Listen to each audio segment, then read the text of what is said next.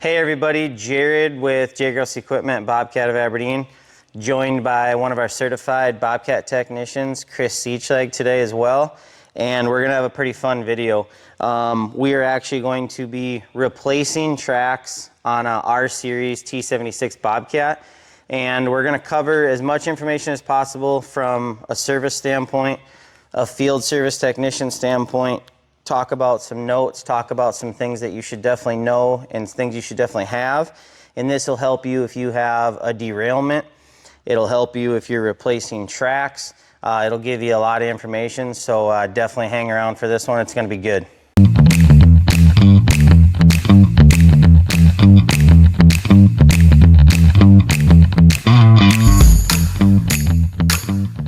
All right, so in today's video, as I mentioned in the intro, we're going to go over as much information as possible. We're going to pick Chris's brain about why he would have some of this stuff, some tips and tricks from the field and from in the shop. And just so happens that our sales department also wants us to put on these super cool orange tracks. These are non-marking tracks, non-marring, you might want to call them. Bobcat, part number 7396441. So if you're a landscaper and you're on and off of $1 million driveways, cobblestone, concrete, if you're in and out of a building remodel where you're doing plumbing inside of a large warehouse or something, these tracks are just a few more $100s than the traditional black tracks, and they're well worth it. You can still use them in dirt. You can still use them just like a normal machine. They're the same diameter. They're gonna wear the same, perform the same. Just so happens they look a lot cooler, and they don't leave marks on concrete, brick, whatever the case may be. So enough about that. We're gonna get into this, and then Chris and I are gonna talk about a few things. So today we're gonna go over tools. We have a electric Milwaukee grease gun. You don't have to have an electric grease gun for this. You would just want to have a good quality grease gun. The electric one just makes it quite a bit quicker. And then we have a few other things that you might not have available, but we would recommend. So I was visiting with Chris, and this is the grease fitting. This is going to fit almost every Bobcat track machine. This is 7311865. And Chris, why don't you tell everybody why you would recommend having one of those with you? They do go bad. Over time, they just go bad. I don't have a reason why they go bad. They just do. Sure. And another thing we see often is there can be paint on these. Well, there is paint on them from new. So people kind of have a hard time getting a socket on them. You could argue whether they take a metric socket or a standard socket. Oftentimes we find metric sockets fit them better. This socket's a 15 millimeter. You might have times where you can get a 14 or a 9/16 on them. Let us know in the comments what works best for you, or if you want to argue with me on that one. But the reason I would recommend having one of these is I've seen a lot of people accidentally damage them, either with the socket, they damage the grease fitting, or this seals on this seat right here. And I'll have you look a little closer at that. So this seat goes in there and seals into the cylinder. And if you get this cross-threaded just a little bit and ruin these threads, what's gonna happen is this bypass right here, if that's crooked in there, and this O-ring doesn't seal and this seat doesn't seal, that grease is gonna bypass. So we've had people take out a good tensioner or a good grease fitting for their tensioner, fix a track, replace a wheel, and then they'll call and say, hey, you know, everything went well, but for whatever reason, that's just kicking grease out. So that's the reason. This does not seat properly again, and then you get into some trouble there. So this is an inexpensive part. Don't hold me to that, but I think it's like less than 40 bucks. So if you have a fleet of these things, if you work a long ways from your shop or a dealership, I'd recommend having one of these in your truck or your work trailer, just because we've even seen where people will be operating their machine and all of a sudden this will start leaking grease. put a new one in, tension your track, and you're back to work.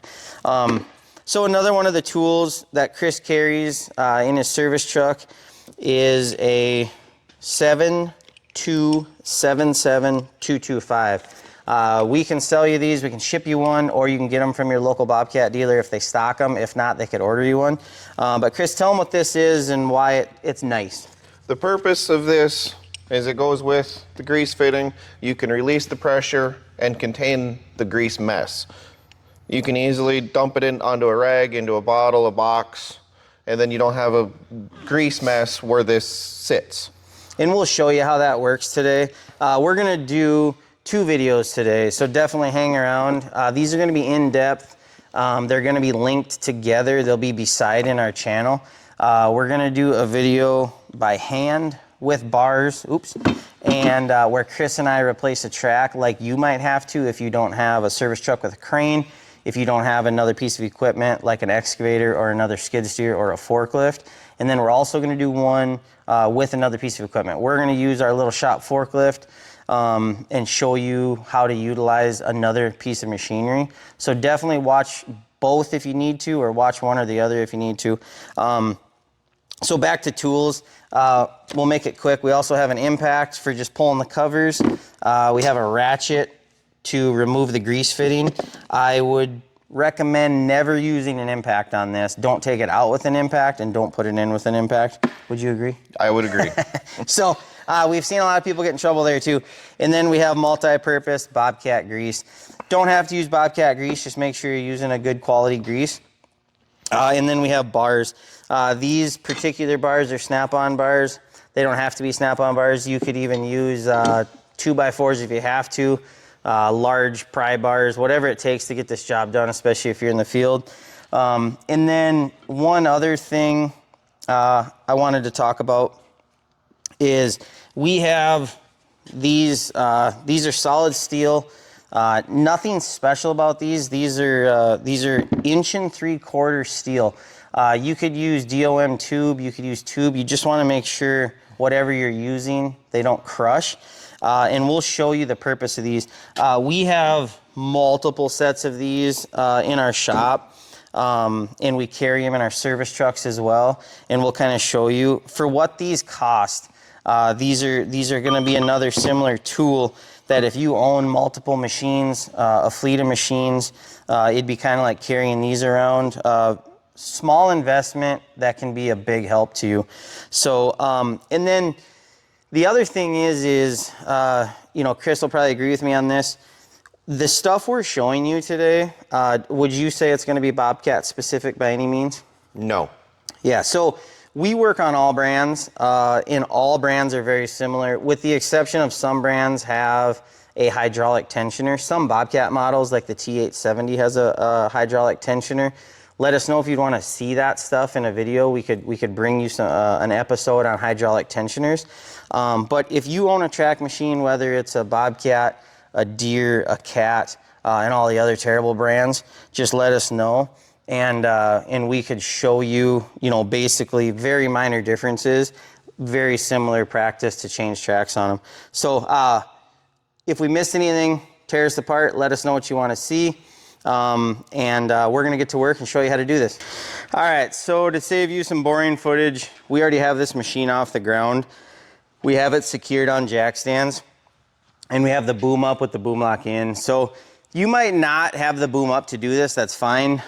We prefer the boom up because it gives us a little bit more room to get our bars in there and stuff. And then you also might not have jack stands. So if you're using wood blocks or something, that's fine. Just always be sure to practice safety. If you have questions, comment. But Chris will get to work on this. We're going to work together, and we're going to show you how to do this. Okay, out of the tools, grab the impact 13mm socket. Take the side cover off. This model, the cover's on the side. There are models that it's on the end versus the side.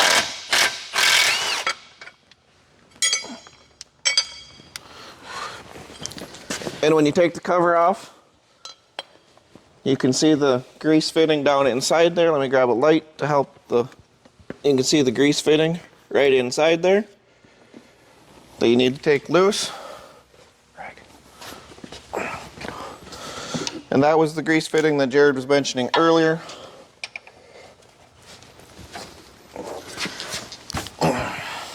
And I should mention that if you purchase that tool, it also has a socket built into it. So you just saw Chris break that loose with the tool. So he didn't need a socket and a ratchet to do that.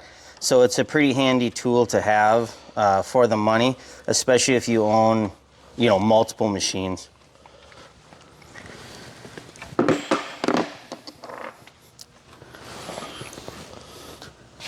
Jared, you want to push down on the front of the... Sure. On the tensioner. So this idler will go back in here. That tensioner moves into that frame rail, and that gives you, you know, the right amount of slack to get this track on and off. Now, one thing that we do like to do, and some people may or may not, is we like to actually take the grease fitting out.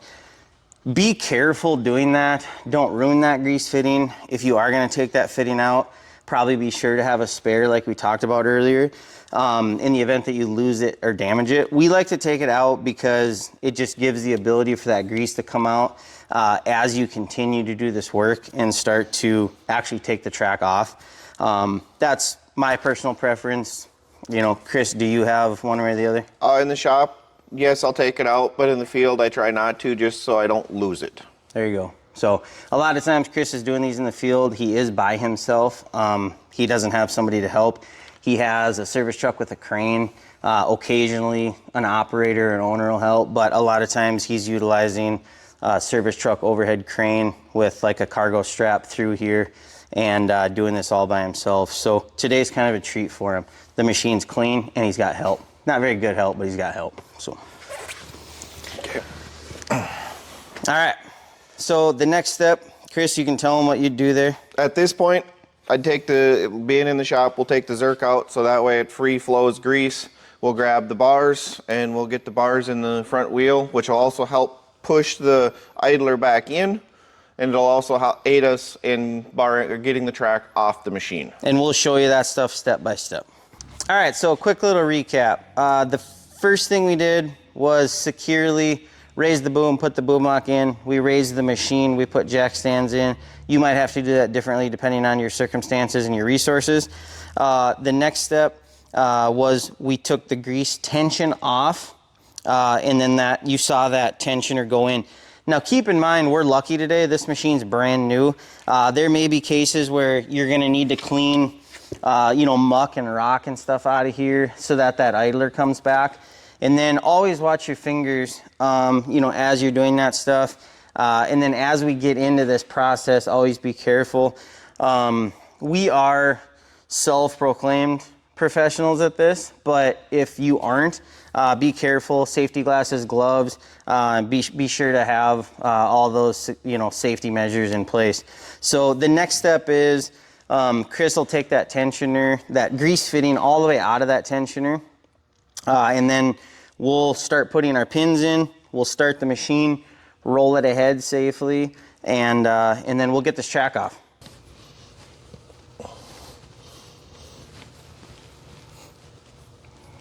All right, so we'll take that the rest of the way out of there. There's a little bit of pressure in there. You know, we're gonna have a little bit of a mess in there, but just always be careful, have plenty of rags, maybe some gloves, and keep moving here. So the next thing we're gonna do is we're gonna start putting our pins in. Once again, these are 1 3/4" outside diameter pins. This is solid shaft. These are cut at about 16 inches. We use these on multiple different track widths. We use them on, you know, excavators, skid steers, etc. So one nice feature with Bobcat is it has, if you have a selectable joysticks machine, you can switch between ISO and H pattern. And you can also run them not being in the seat. Be extremely careful doing that. Once again, we've gone through training, we're professionals, and you know, I wouldn't recommend having your kid help you do this or your wife, you know, help you do this unless everything's very secure. Make sure the machine's off the ground, but we can run this machine not sitting in the seat, and we do it normally, carefully. So we'll get started on that process.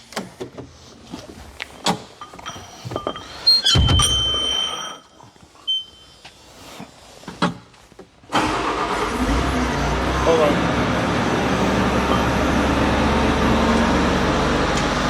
Okay, so I have the machine switched to H pattern, which gives one joystick. Your left joystick is your left drive and your right joystick's your right drive. It just takes the backwards guesswork out of it when you're standing outside of the machine. So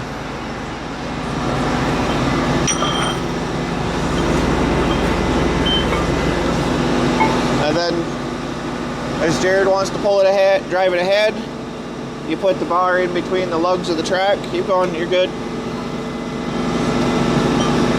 And Chris, tell them, do you normally skip one lug? Depending, if I've got, like with the 4 bars, I'll just skip 1 lug. But if I've only got 3, I'll do, it's gonna bind a little bit because it's going over the, stop for just a second, because it's gonna go over the frame of the track frame. It will go over it, it's just binding as you do it. Okay, keep going.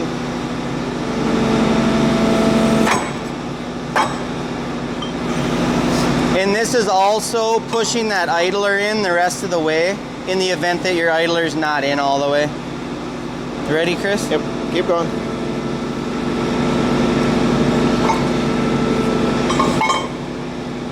Okay, keep going. Should be after this pop. Okay, should be good there. If you want to look, You want me to shut it off? Yep. If you want to look, if you look around your front idler, all your track teeth are missing. That they're gonna clear the front idler when you go to slide the track off. So you can get 4 of these pins depending on what you have for a metal shop. You can use old excavator bucket pins or something, but these pins for 4 of these are probably less than 150 bucks. So even if you had to go out and buy 4 of these to replace one set of tracks, it's worth it. Not only safety, but the work it saves you. Would you agree, Yes, Chris? it saves a lot of work, as you'll see shortly how easy this will slide off. If we did one of these videos without these pins, we'd probably need an ambulance here. We'd probably need an oxygen mask, 4 to 5 bars, and we'd probably have a whole bunch of editing for beeping. So anyways, we're gonna get this track off here for you. Chris may or may not need help for this process. So you'll kind of see how easy that slides. Once again, Chris does these normally by himself, so I'm probably in his way more than anything. And all I'm doing is the first bar I hooked on the frame rail, and then I hooked on the wheels themselves, just a solid spot to pry against.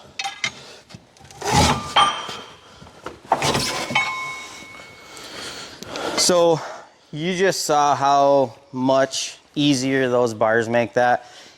Let us know in the comments if you've ever had to do this without bars like that and how much it sucked. So we're gonna keep moving here.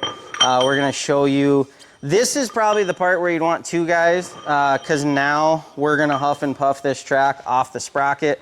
We're gonna get it off the rear idler. We're gonna drag it out of the way. We're probably gonna have to take a 30-minute break in between there. And then we'll come back and we'll drag this over, probably also be out of breath, and then we'll get it back on and we're gonna show you that process step by step. All right.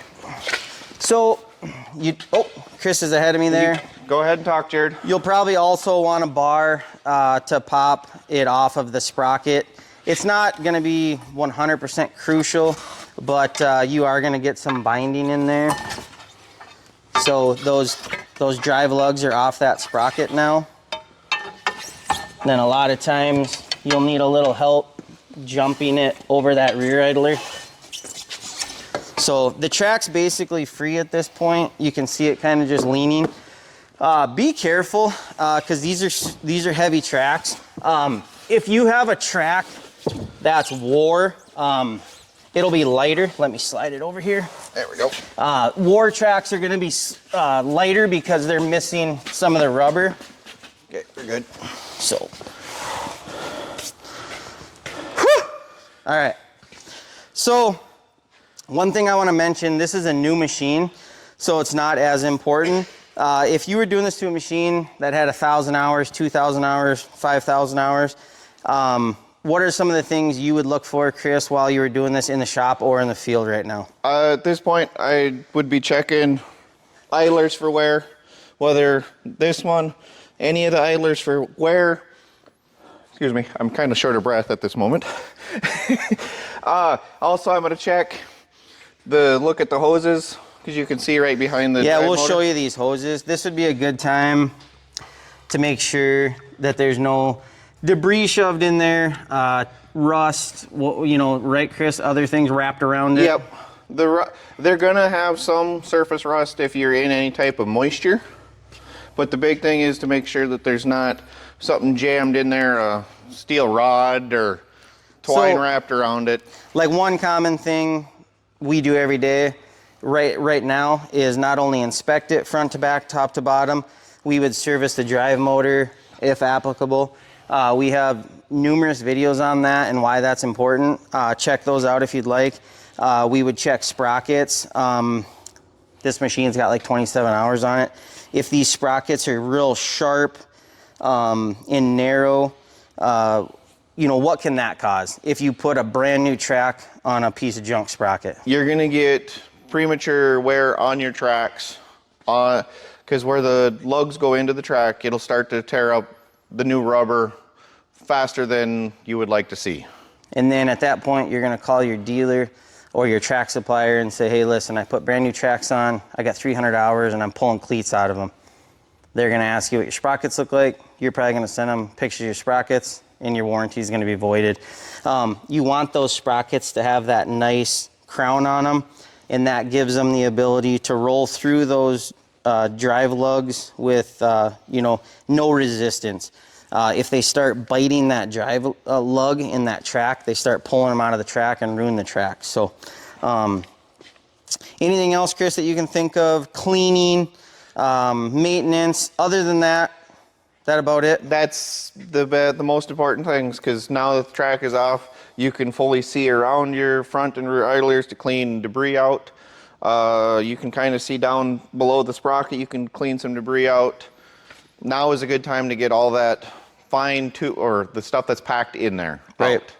The other thing, before you put this new track on, let's say you don't have equipment and you're doing it the hard way like we are right now. If you had them in the back of a pickup, if you got them loaded at your dealership, get it as close as you can, you know, back your trailer up to it, back your pickup up to it. But one thing, the track we're putting on today isn't directional, but if they are directional, now's the time to pay attention to that. Make sure that you have, like if you have a zigzag track or some other tracks, they have a certain direction. They'll have an arrow in them, or you can just look at them and tell. Now would be the time to do that, so you don't have to do this horrible process more times than you'd like to. So we're gonna get this track drug over here, and we're gonna start the process of putting it on there.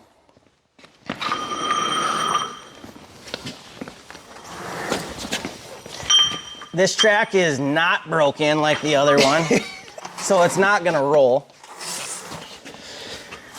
There we go. And we might have to lay music over this to cover up our breathing, so. We're gonna try to do our best to explain what we're gonna do. So Chris, what are we gonna do at this point as far as what's our first point we wanna get this on? We want the top up on that drive sprocket. And then from there? From there, we'll do the rear one, and then we'll focus in on the front, because at that point we can drive the machine and essentially drive the track on. That's how we do it. If you do it differently, you can comment, but we're just gonna argue with you.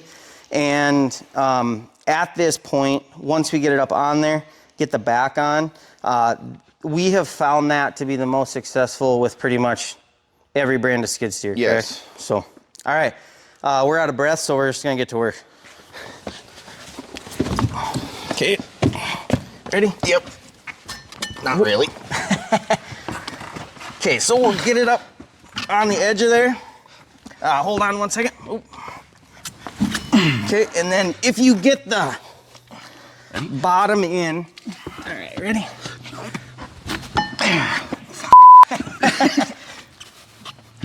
All right, so you can see it's not easy to do.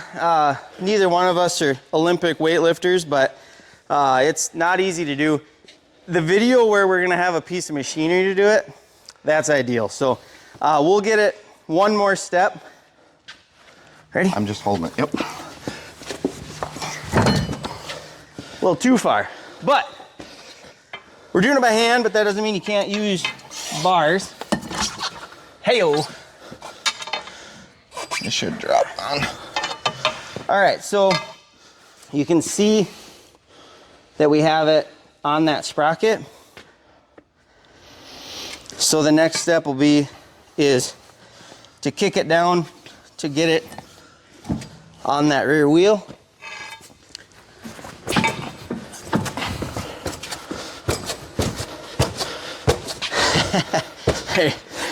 Yeah, there you go. So, and these are stiff. We just took them off the pallet. We're in South Dakota, and if you do this in the winter and they're cold, it's even worse. You don't want to watch us do that. So we'll fight it a little bit. We'll get it on that front, and then we'll start the process of driving it on. Drive it. Yeah. Okay, so the next step is getting this front idler, the track over that front idler. So we're gonna start it, and we're gonna utilize the machine's power and that sprocket to kind of help us get this track up on that roller. And then at that point, we'll bar it a little bit. We'll get our pipes in there, shafts in there, and we'll get the track on.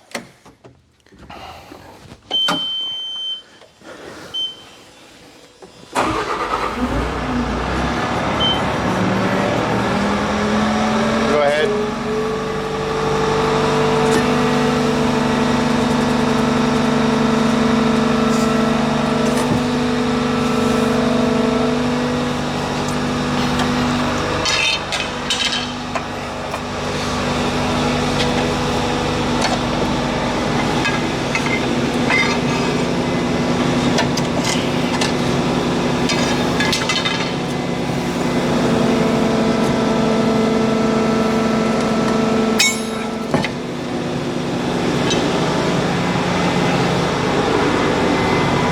Extra stiff, Yeah. Keep going. I think.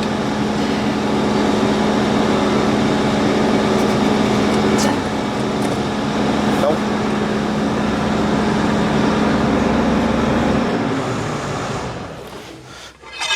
All right, so these are some of the challenges you're gonna see. One of those that we're kind of fighting right now is that this track was stored, you know, basically in a perfect oval, right? Well, I don't know what the shape would be for it. Anyways, it was sitting on a pallet very close together. It wasn't sitting on the pallet in the shape that it's gonna be on this machine. So you gotta kind of manipulate them a little bit and get it to where maybe like these humps help you get it over that idler. So we'll get it, but this is as real as it gets, and these are some of the challenges you're gonna see, and hopefully this video helps you kind of overcome those challenges. So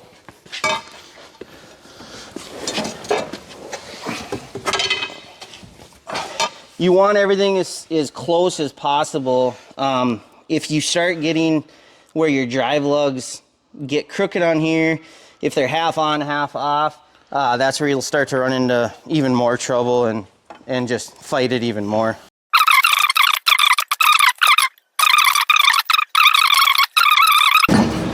Okay, so you can see we're getting that large arch closer to that front, and that's gonna help us get it on there. So if your track was stored flat, you just have to manipulate it to get that, you know, arch or bump to where you can get it over those wheels. There are other things you could do at this point. Believe us, we've done it. whether it's been on service calls in the field. You can use like ratcheting cargo straps to pull this over. I don't think we're gonna have to do that, but these can be a challenge, and that's why we're trying to show you as many details as possible.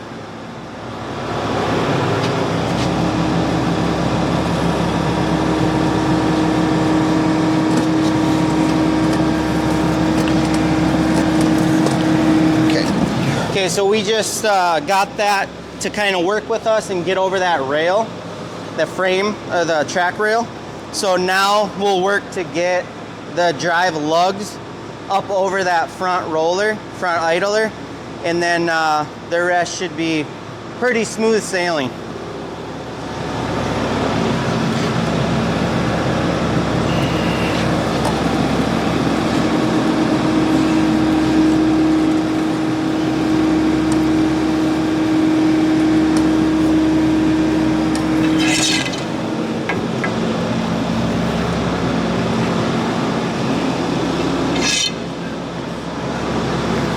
Drive it? Yeah, drive it and pull.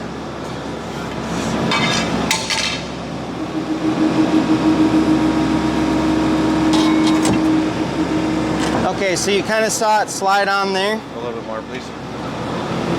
I want my bar out of the way. Chris wants his bar back. Get that out of there. This is another reason to own a Bobcat. A lot of machines, you can't drive them from sitting outside. So if you need to trade in a cat or a Deere, let us know.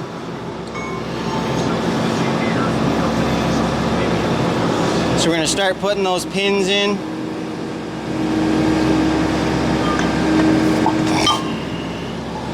It's binding right now on the front of the track rail again, like it did when we went to take the last track off.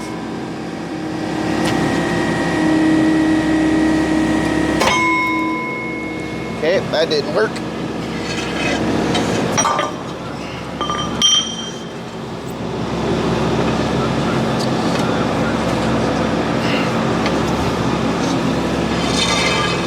Go ahead and drive it, Jared. Drive it? Yep.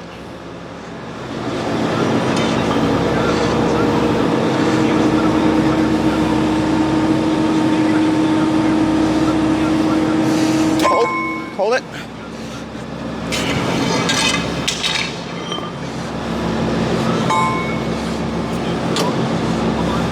Okay, go ahead.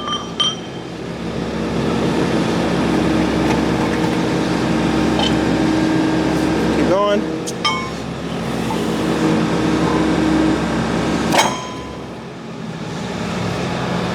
Go some more.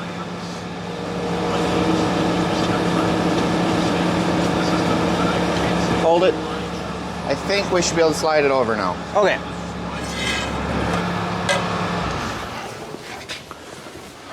So we'll get a pretty clear shot of this right now. And the reason why we like these pins is you can see they're kind of wedged in there. Every machine's going to be a little bit different. You know, like other brands might have a little bit different shaping and stuff. But it allows us to get a little bit more clearance to get these drive lugs past that frame rail and past the lip of that idler and get those lugs inside of that idler. So we'll fight it a little bit here and get it in there.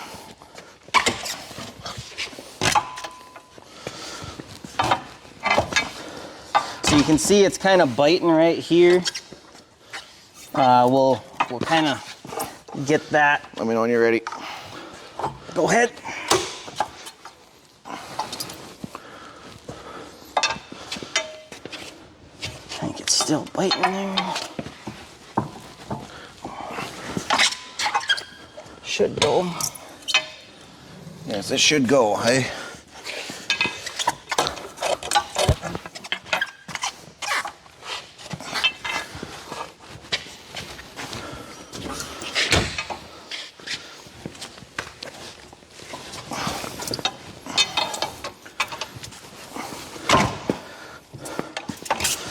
Okay, so we're still kind of, now we have another drive lug caught. So you can get that to jump through there. There we go.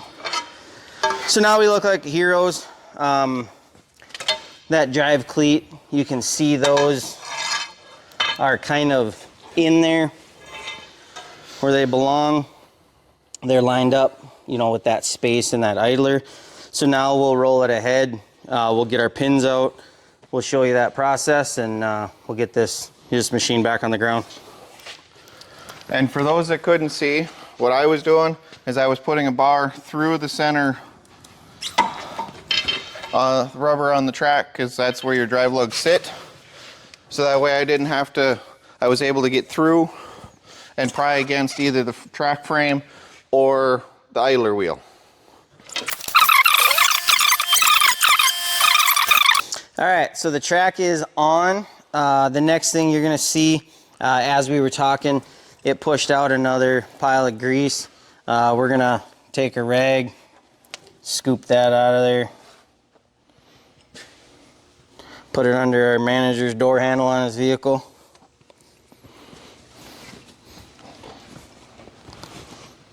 Okay, so Chris is ready with the tensioner. He's gonna thread that in there. Sorry, the grease fitting for the tensioner. And now, as previously mentioned, don't use an impact. I know it's be a lot easier to put it on an impact and force it to thread in. We always like to start them by hand. Thread them in as far as you can by hand.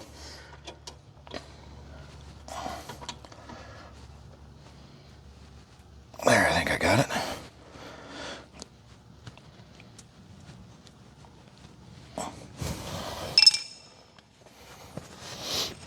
And then using the tool we previously used to take the zerk out. Hand tight is okay. The torque spec for that grease fitting, I want to say, is it even 30 pounds? I don't think so. Somewhere. Just good hand. I usually just use the tool and put a good amount of pressure on it with that and call it good. We'll put it up on the screen, the exact Bobcat torque spec for that grease fitting. We hand tighten them. We don't check them with a torque wrench. You know, a lot of people doing this in the field probably won't have a torque wrench with them. We wouldn't expect you to. But do not tighten it with an impact. Don't tighten it with a 2-foot long 1/2-inch ratchet. None of it's necessary. That seat needs to seat into that tensioner cylinder, just nice snug. And like I said, we'll put it up on the screen for the Bobcat owners out there, so you know what that torque spec is. So we'll get grease in it. We'll explain. We have a video on check tension. We're not going to spend too much time on that. The ideal is about, let's just say, 5/8 to 3/4 of an inch. We have a chrome 9/16 socket that we're going to use for our reference for that space. This happens to be just about 3/4 of an inch. And then we're going to get to work on the video of us using a machine to assist in this job. So, yeah.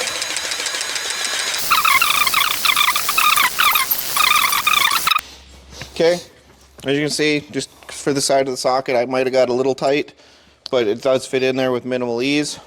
And 3/4 on the higher side of that spec, so he ran a little bit past it. New tracks are going to stretch the most. Keep an eye on your tracks in the first, would you agree, 50 hours, Chris? 50 to 100 hours would be when they're going to stretch the most. So it's not uncommon for us to see a machine come in with 20 hours on it, 50 hours on it after a demo, or come in for the first service, and the tracks are pretty loose, maybe even up to like 2 inches of slack in there. So definitely keep an eye on it in the first few hours. Another little trick that we recommend is when you put these bolts back in, always take a little bit of your grease mess and put a little bit of grease on those bolts, so that when you have to take them out in another 200, 300, 400 hours, they're not rusted into that rail.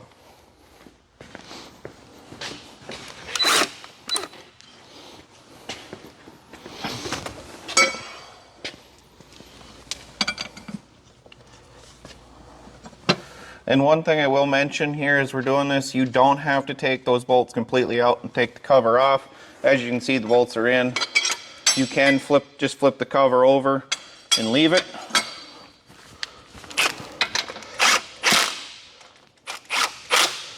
And then to tighten them, don't get rowdy if you're using impact. They just need to be snug. So there you have it. Non-marring orange Bobcat track on there, pretty sweet looking. This process is going to be the same for marring, non-marring, black track, orange track, whatever the tread might be. It's going to be, this is a 5-link torsion suspension machine. This process, in my opinion, is no different for a solid mount undercarriage. Would you agree? No, it's the same process. So, all the same process. Some are going to be tougher than others. You saw us struggle a little bit. That's perfectly normal. If you can do it better, you should post a YouTube video and show us. And hopefully we showed you the information you needed. If there's anything you want to know more about, like torque specs or anything like that, we're going to get them up on the screen for you.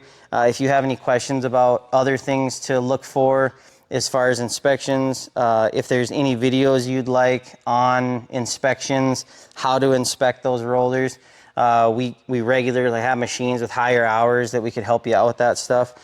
So no matter where you're at, let us know. If you have questions, whether you comment, call us, whatever the case may be. So we appreciate you guys watching. Hopefully you enjoyed having Chris in the video today. Hopefully you learned some good information. If you did, like and subscribe, and we appreciate it. So thanks again.